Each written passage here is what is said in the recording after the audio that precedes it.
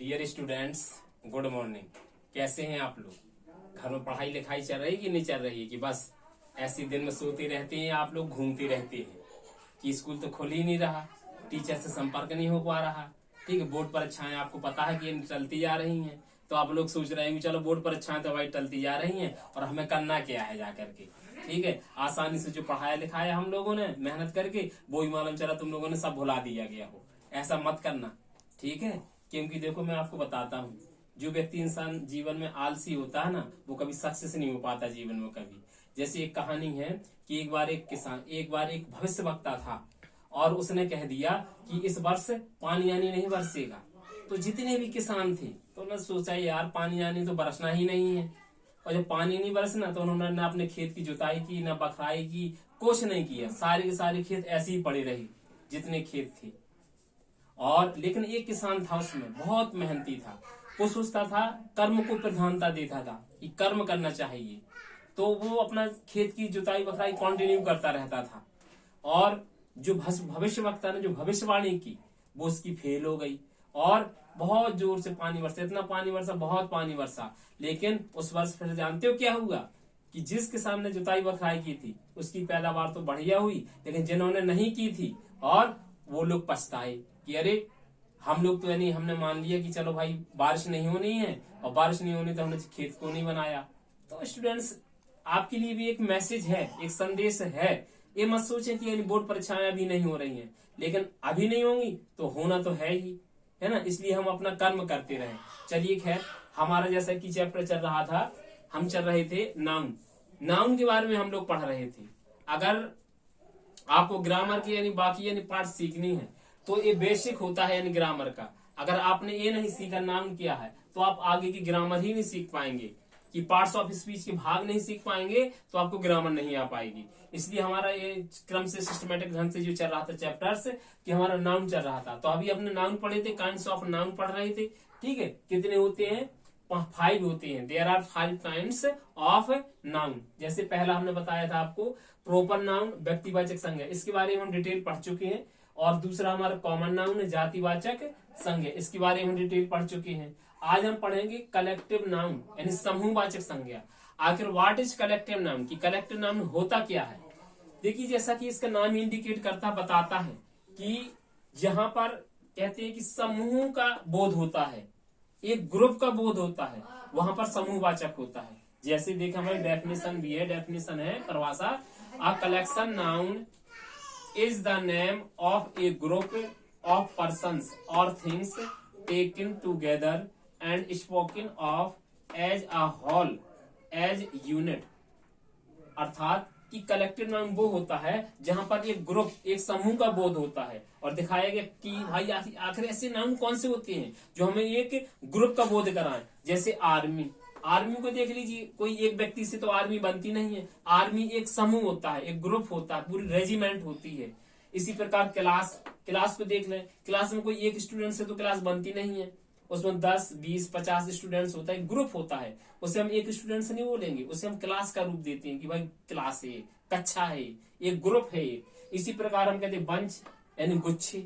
जैसे कोई भी गुच्छा ले लें, हम चाबियों का गुच्छा ले लें, अंगूर के गुच्छे ले लें, तो एक समूह में काम करते हैं।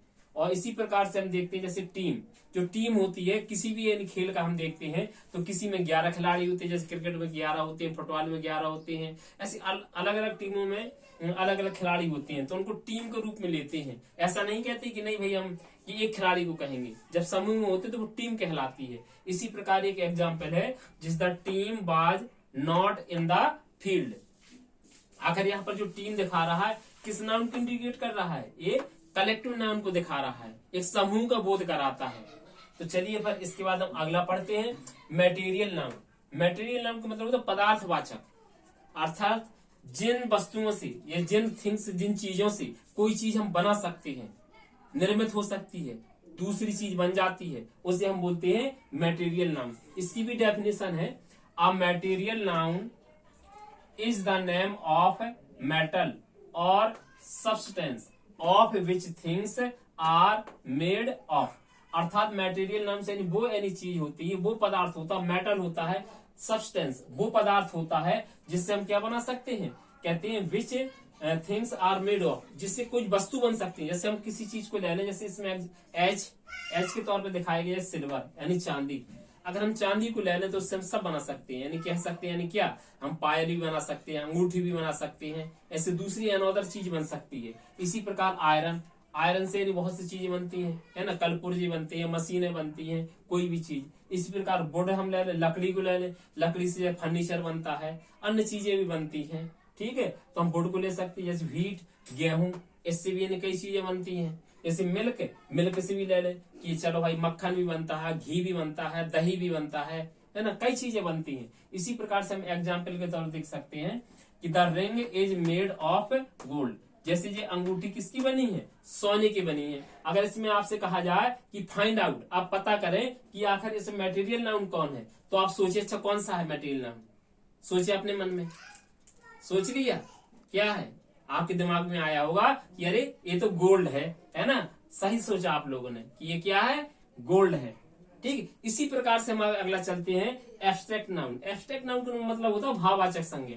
जैसे हमने यहाँ दिखाया था आपको एब्स्ट्रैक्ट नाउन, भाववाचक संज्ञा, यानी जहाँ फीलिंग्स होती हैं, जहाँ हमारे भाव होती हैं, अर्थात एब्स्ट्रैक्ट नाउन को हम कभी टच नहीं कर सकते, हम छू नहीं सकते कभी भी, यानी एब्स्ट्रैक्ट नाउन को कि हम छू सकें। इसकी डेफिनेशन भी है, जैसे abstract noun general refers the name of quality, action और स्टेट, अर्थात जैसे कोई क्वालिटी है, कोई गुण है, कोई एक्शन है, ठीक, या कोई स्टेट अवस्था है, उसको हम टच नहीं कर सकते, स्पर्श नहीं कर सकते हैं। एच के तौर पे लिखा है जैसे पॉवर्टी, गरीबी।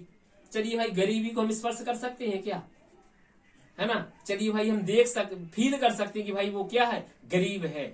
या किसी की हम ऐसी अनफॉर्चुनेट कंडीशंस को देखें तो एकदम से हमें तरस आती है, हमें एकदम से क्या होता है, लगता है अरे हम इमोशनल हो जाते हैं, है ना, भावुक हो जाते हैं। तो इसी प्रकार से करेज, साहस, तो साहस को हम क्या हम देख सकते हैं, क्या हम टच कर सकते हैं, क्या नहीं कर सकते हैं। इसी प्रकार से देखते चाइल्डहुड, जैसे बचपन एक अवस्था है, एक स्टेट है, मगर उसे हम टच नहीं कर सकते। जैसे स्माइल, मुस्कुराना, जैसे हम मुस्कुराते हैं, मान लीजिए आप लोग भी यानी मुस्कुराए, ठीक है, तो आप बताइए कि आप इसे टच कर सकते हैं, नहीं कर सकते, आप देख सकते हैं लेकिन टच नहीं कर सकते। यानी एब्स्ट्रैक्ट, पूरा अमूर्त रूप होता है इस नाउन का, इसका कोई रूप ही नहीं होता है जाकर के, इसे हम टच नहीं कर सकते, स्पर्श नहीं कर सकते हैं। इसी प्रकार जैसे एग्जाम्पल है पॉवर्टी इज अ कर्स, कि गरीबी एक अभिशाप है, इसे हम टच नहीं कर सकते, स्पर्श नहीं कर सकते हैं।